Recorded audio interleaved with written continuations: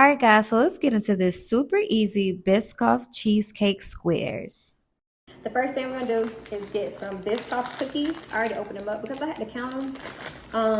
So I like to have a whole lot of crust. I'm a crust girl.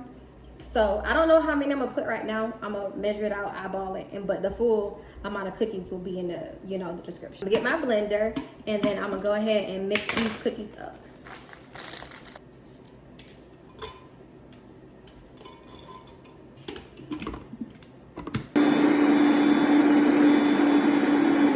I definitely recommend a processor because these blenders can get very something. Your cookies are like finely crushed and that you don't have chunks, because it still do have some chunks in it, get a processor. This is just too much. It's too much. Go ahead and add my butter.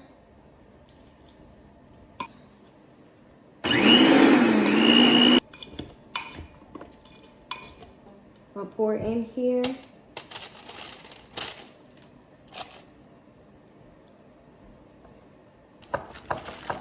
And make sure that you press this in real good, spread it out to the corners.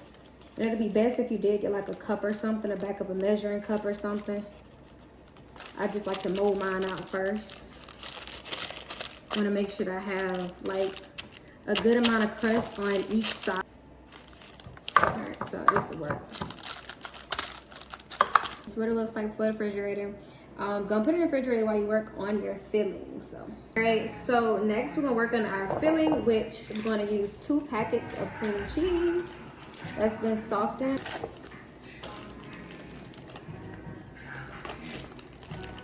I'm gonna make sure we get all of that out. And then I'm going to get my new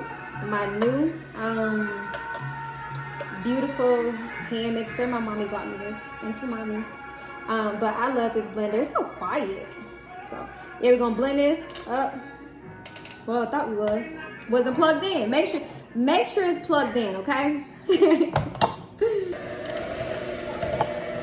Next, I'm gonna add my sugar.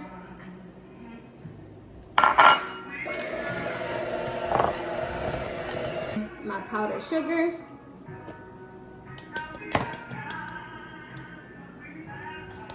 Next, we're gonna add like a few dashes of cinnamon. A teaspoon of vanilla.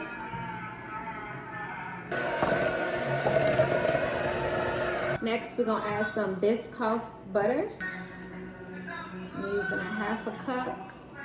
Full measurements of everything will be, it's so thick.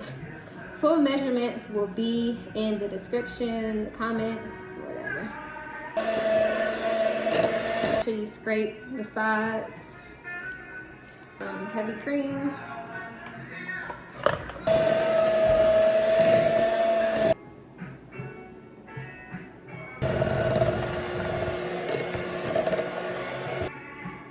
Like it's like that thick, like it's not falling off. So a little bit of that. As my folks say, don't I know how you off me, how many So I'm gonna put a layer down with my cookies, and then I'm going to make a layer in it, and then put the rest on top.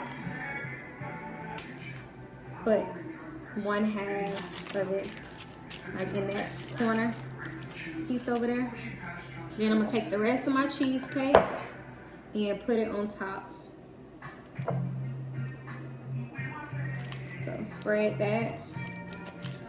So I'm gonna save some of these, and I'm gonna make some crumbs to put on top of the cookies because I like my cookies to be soft. I don't like crunchy with a cheesecake. So I'm gonna crumble these up and then put them on top of it. These are gonna be cut into like small squares of 6. I have 6 cookies that I'm gonna put on like where I wanna cut them at, so. All right, that's it. Gonna put it in the refrigerator. You should let it sit at least for like 6 hours, but I'm gonna let this sit overnight because I think it's better. So, like I said, I do like to let my cheesecake sit overnight. And so, after the next day, I went ahead and took it out and started to slice it. By letting it sit overnight, it did firm up really well. So, I was able to get really clean slices without much effort. And so, after that, I decided to melt some of that cookie butter spread. And then I just drizzled it on top of the cheesecake. Of course, wait until it's cool and then drizzle it on top. And there you have it. I've made a lot of cheesecakes, and I will say this is hands down the best cheesecake that I've probably made in a while. So, yeah, let me know what y'all think. Comment and let me know if you've decided to try it. And just make sure that you subscribe, like, and share for more recipes.